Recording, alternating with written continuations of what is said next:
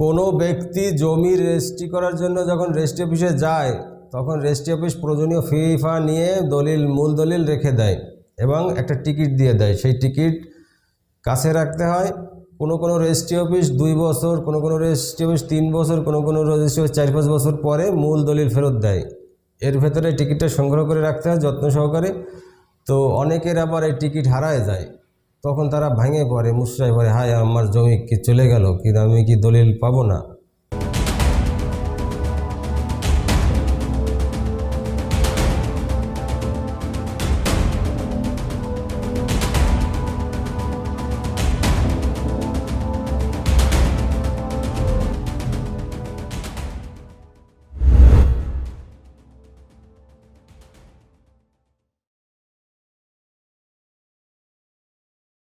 আসসালামু আলাইকুম সম্মানিত ভাই বোনেরা, আশা করি আপনারা ভালো আছেন।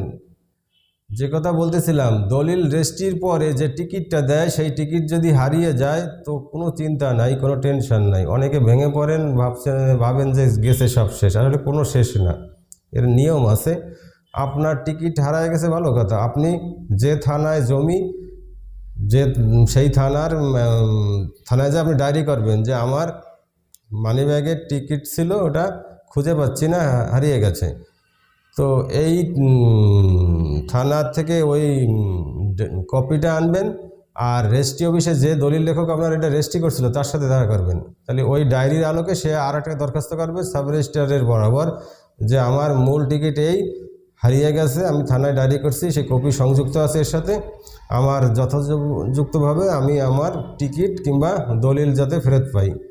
তো এরপরে ওই দলিলের যারা মূল দলিলের যে সাক্ষী ছিল, যারা শনাক্তকারী ছিল, যিনি দাতা ছিলেন, যিনি গ্রহীতা ছিলেন, সবাইয়ের কিন্তু আসতে হবে। সাব রেজিস্ট্রার মহোদয়ের সঙ্গে আলাপ করার পরে উনি টাইম দিয়ে দেবে যে তুমি তাহলে আগামী দিন আসো কি পরশু দিন আসো। তখন আসবেন, আসলে আপনার ওই ক্রেতা বিক্রেতা সাক্ষী সবাইয়ের ওই জবানবন্দি দিতে হবে স্যারের সামনে, সাব রেজিস্ট্রার মহোদয়ের সামনে। এবং সরকারি নথিতে আপনার ওই বিক্রেতার আবার বুড়ে আঙ্গুলের ছাপ, সিগনেচার, ক্রেতারও ছাপ, সিগনেচার, এগুলো লাগবে। এরপরে তারা যদি আপনার টিকিট হারা যায় একটা টিকিট দিয়ে দেবে। সেই টিকিট দিয়ে আপনি যখন ওই আপনার মূল দলিল মানে আপনার ভলিউম হয়ে যাবে, ডেলিভারি দেবে, তখন ওই টিকিট দিয়ে আপনি দলিল ডেলিভারি করে নিতে পারবেন। আর যদি আপনার দেখা যায় যে দলিল ডেলিভারির সময় হয়ে গেছে, তাহলে আর আপনার টিকিট দেবে না, তাহলে আস্ত দলিলটাই আপনার ফেরত দেবে।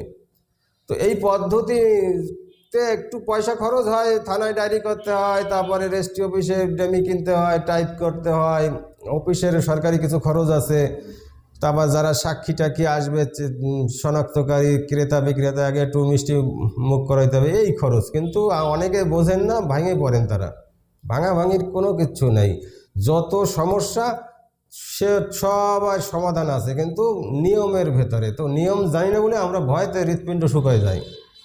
তো আশা করি যাদের এরকম হয়েছে কোনো সমস্যা নাই, তারা এই পদ্ধতিতে করবেন, দলিলের চিন্তা করবেন। আর যদি না বোঝেন আমাদের সঙ্গে যোগাযোগ করবেন, আমরা বলে দেবো।